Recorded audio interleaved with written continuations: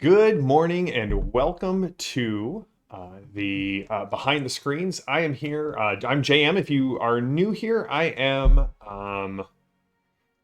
This is a show where I'm JM. This is the Iconic Production channel. We talk about games, game reviews, game design, adventuring, all of these things from the view of a game designer. If you are new here, welcome. Hey, Bob. Hey to everyone. To Padre. To Ian. To Grom. To Darren. To Bob. And to World History. Good to see all of you. So today we're talking about a game. I'm really glad that Bob is here because I was going to pass this game by. I was going to pass the Dark Souls RPG by and just say, yeah, it's Dark Souls, it's 5th edition, cool. You know, I've never played a Dark Souls game for longer than an hour. But Bob got me into Elden Ring. Bob was like, this is my jam.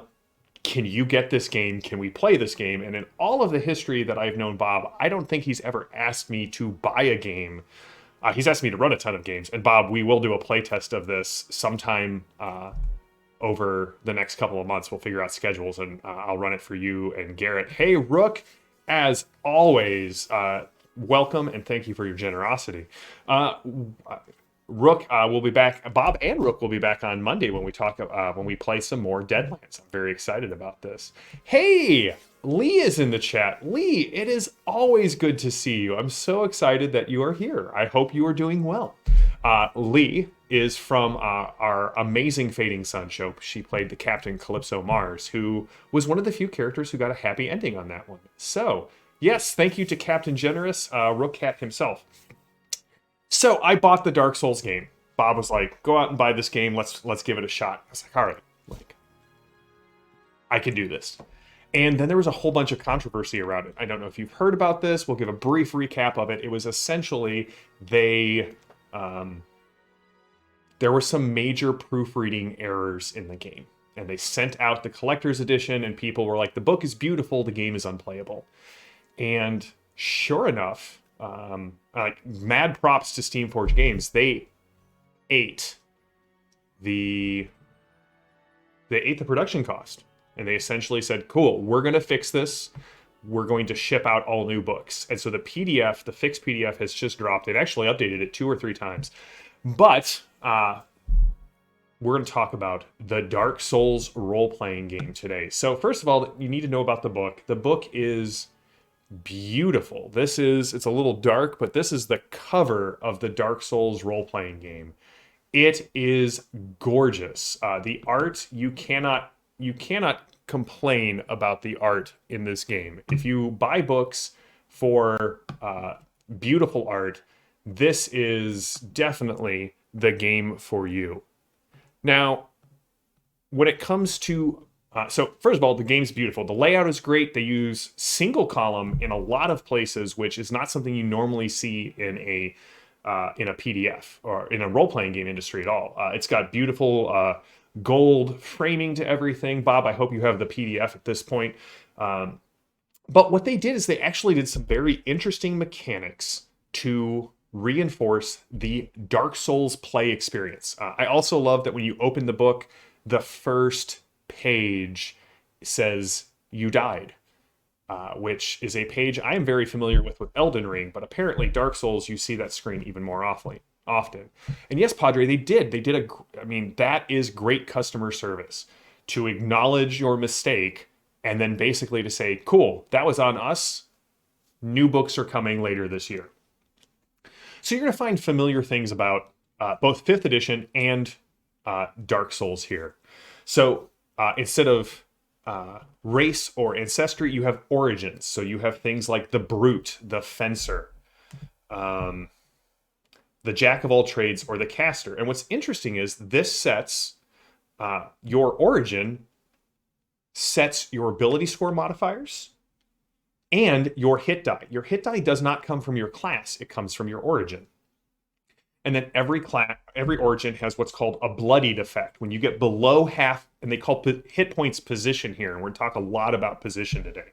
When you get below half of your hit points, every origin gets a special effect. So for example, the brute gets a D10 hit die per level, or position die per level. They have a 15 strength, a 10 dexterity, a 14 con, 10 intelligence, 12 wisdom, 13 charisma. It gives you some good advice, like, hey, if you want play the brute, if you want to take a lot of damage and deal a lot of damage with specific weapons. And yes, bloodied effect is an effect that comes out of, or at least the term comes out of 4th edition. But when brutes are bloodied, they get 3 extra points to their armor class. They get advantage on all strength saving throws and checks, and they reduce all damage they take by 2 points. When the fencer is bloodied, they get 2 extra points to their dexterity. They get to make 1 additional reaction per turn, and they reduce all melee weapon costs by 1. And we'll get to that here in a second. So that's the origin. So the origin gives you your base position die, and then moves you out into the world, gives you kind of your core basic abilities for what happens when you get reduced below half hit points. So let's put some more art up here, because again, this is all art out of the rule book. It's just going to say it is gorgeous. The book is beautiful. So you get all new classes. So you have things like the knight, the mercenary, the assassin, the warrior, the thief, the herald, the cleric, the sorcerer, the pyromancer, and the deprived. And the deprived is sort of your jack of all trades kind of class. And so you get everything you would expect from a 5th edition class in this game. You get proficiency bonuses, you get special abilities, you get your class features. All spell casting is not done with spell slots. You can slot so many spells, and spells take up multiple slots the better they are. And as you find spells in the world, you just sort of mix and match. Again, all of the economy is gone. There's no gold. Everything is done with souls. You find soul baubles. You gain souls from the death of monsters. When you die, you lose any souls you have not banked. And yes, Rook, it is sort of a frenzy mechanic. And when we're going to show off one of the monsters. That monster is also, monsters also have bloodied effects. So again, feels much more like Dark Souls than it does Gygaxian or like 5th edition magic, right? So if you slot the basic fire spell, it takes up 1 of your 2 initial slots. If you somehow find a more advanced fire spell and you don't have, you can switch that out as long as it takes 2 or less slots, but that's the only spell that you know. Now, other things that are great about this game, they really lean into, well, let me finish talking about classes. Let's take one of the classes. Let's talk about the warrior. So the warrior class, you get the bonfire imagery, which is just, again, just gorgeous. The warrior class starts you off with, that's the knight. Your starting abilities are, there we go. That's what I was looking for. Iron Will. First time you incur a level of exhaustion or madness, you basically get to ignore it, but you have to wait till a long rest to use it again. And then you have Cinder Wrath. Once on your turn, you can enter a state of furious anger known as Cinder Wrath. It's essentially the barbarian ability. So the warrior can frenzy as they go through the game. The art is so pretty, Bob. You will not regret getting this book. Now, let's talk about position, because Dark Souls does something very unique, and it reminds me a lot of Jackals. So, I mean, as I wrote Jackals, obviously, this is probably the thing I like most about the Dark Souls game. So, your base position, your base hit points, so let's say you're a brute and you have a D10 hit die. All right, your base position is 10 hit points plus your level plus your con mod. So if you've got that plus 2 con mod, your starting hit points are going to be 13 hit points. 10 from your position die, 1 from your level, 2 from your con bonus. When you level up, you add 1 point because you went up a level, and you add your con bonus again. So what this does is your hit point pool is very small. At 5th level, with a con of 14, you're going to have 10 from your hit die, 10 from your con bonus, and 5 from your level. You're going to have 25 hit points. And that doesn't seem like a lot, but it does allow when ambushes happen or when someone tries to assassinate you, you have a tiny hit point pool. It's very easy to get ambushed and assassinated in Dark Souls. However, once combat starts and the adrenaline hits your system, so once you roll for initiative, you roll your position die equal to your position die times your level, and you gain that as temporary position. So in our example, our brute with 25 hit points would pick up 5d10, and that total is added to their position pool for the fight. At the end of the fight, you return to your base position or your current position, whichever is lower. And that's how they handle ambushes, assassinations, these kind of things that typically a D&D style game precludes after a certain level. Because if you've got 100 hit points, no assassin, even if they crit you, is going to take you out. So you have this tiny hit point pool until combat rolls over. Now, they give you a couple of other options because this position mechanic is very important to the game. It is what I would call their tentpole mechanic. Everything comes back to position. And what do I mean by that? Well, your weapons, your armor, your class skills, your magical items all cost position to use special effects. So for example, say our brute is running around with a demon's great axe. Cost you 850 souls to get. It does a d10 slashing damage plus your strength bonus, just like the normal great axe that you would find in a 5th edition game.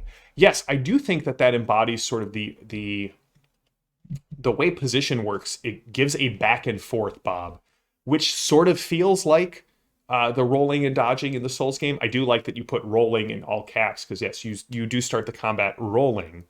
I don't know if that is intentional, but I love it. But this Demon's Great Axe, you can spend 5 position after you've killed an enemy to deal a d8 fire damage to all creatures within 20 feet of you. You actually get to spend position for mechanical effects. So you are weakening yourself. You are expending your position, your fatigue, your endurance to get these special effects. And every weapon and armor and magic item in the game has cool effects on them. So for example, hammers tend to do a little bit of extra damage, but let's find a great hammer here while I'm on here. The Dragon's Tooth Hammer. D10 bludgeoning damage. You can spend 3 position after an attack to increase your AC by 4 till the start of your next turn. So you get these things. You can also spend position to add to your D20 roll. So say you miss by 3 or 4, or 10, or 15, or even 20. You can spend position in order to increase your die roll. So it's always back and forth with position. You're gaining it, you're losing it, you're keeping track of it. When you reach 0 position, there are no death saves, nothing. You die and you go back to the last bonfire.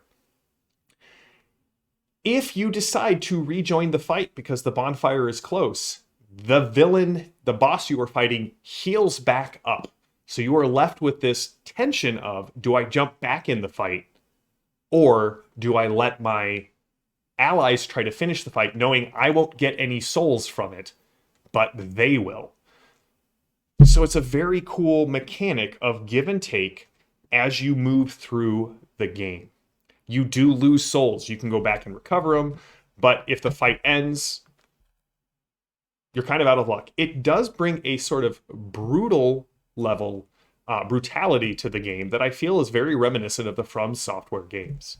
Yeah, Rook, it gave me a ton of ideas for how I want to run 5th edition.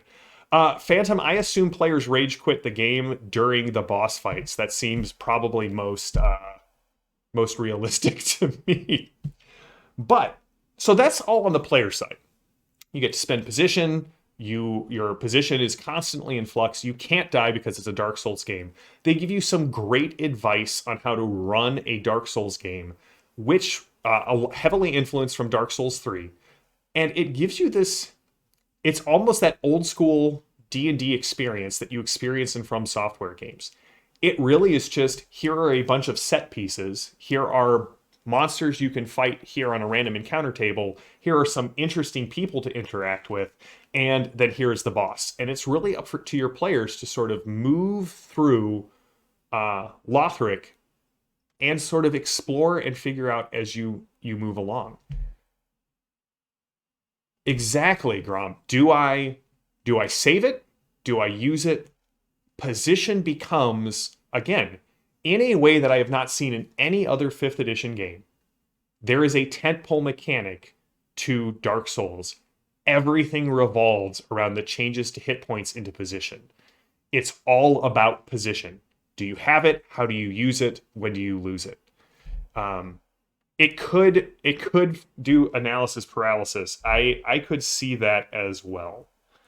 All right, so last but not least, let's check out a monster and see how the monster design uses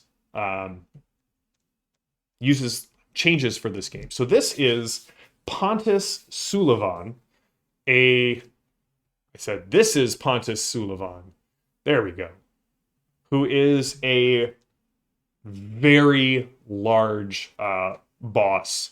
I thought I would put this in here for Bob. Yes, monsters get position as well. So let's take a look at this. This is Pontus Sullivan. He is a challenge rating 21 creature. He gives you 33,000 souls, immune to poison, immune to charmed, exhaustion, frightened, and poison, damage resistance, radiant, and necrotic. There are still a couple of, and I haven't downloaded the latest version of the PDF. There are a couple of editing things that even in proofreading, I'm like, oh, there's a comma after this and there's nothing else after it. We probably don't need that. Yes, Grom, all of the art is beautiful throughout this whole book. All of the weapons and armor have art. There is art just throughout the whole book. It is not, they are not stingy on the art in this book. So, Sullivan, any boss can spend position in the same way a player can. So the bosses can spend some of their position to increase their die rolls when they're hitting you. This guy has 8d10 plus 144 position. So average is 243, but can go up from there. Vicious weapons, all of his weapons are magical. And whenever they hit, they do an extra 68 piercing damage. They have advantage on saving throws against magic. They have 3 times per day they can recover 40 position in the middle of the fight. And when they do this, it removes up to 3 conditions they're suffering from. So this guy is, I mean, the bosses are brutal.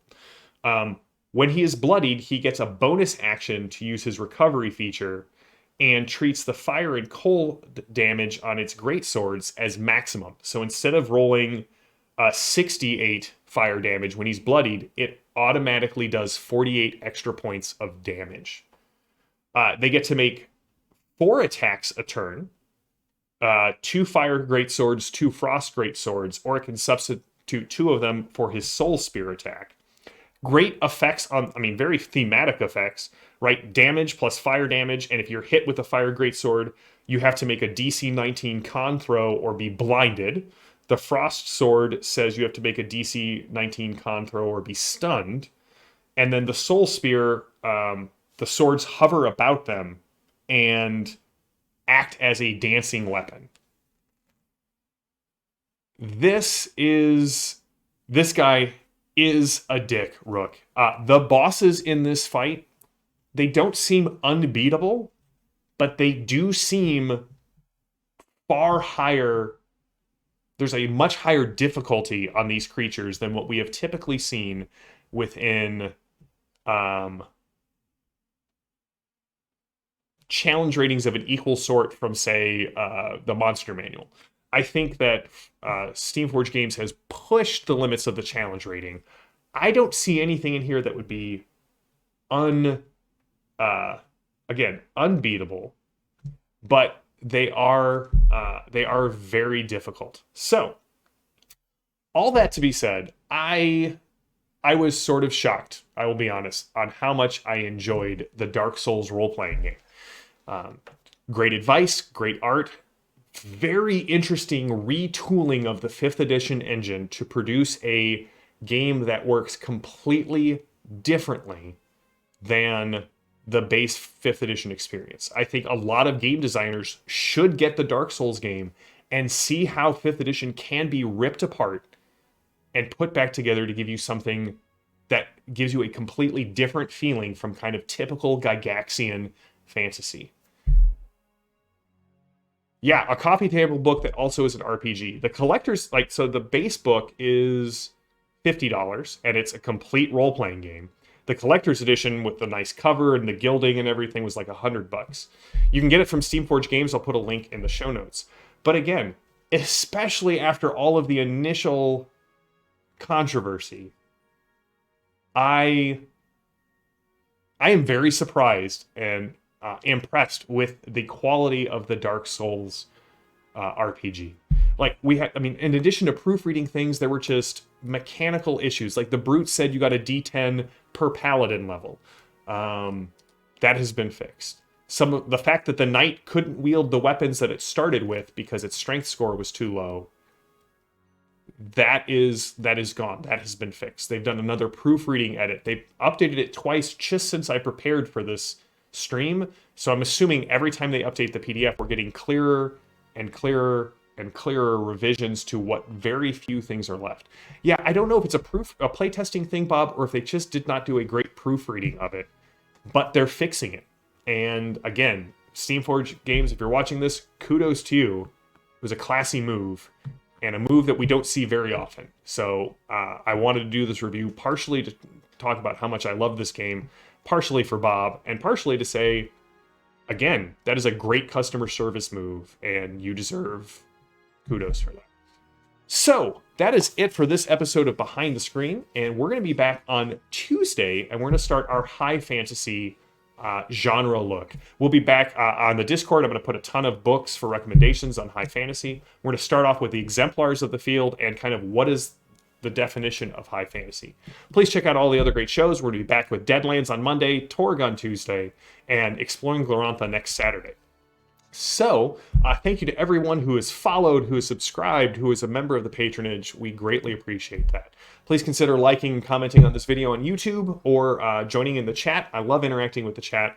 I'm grateful to everyone who was here this morning, and I will see you all on Tuesday for more Behind the Screen.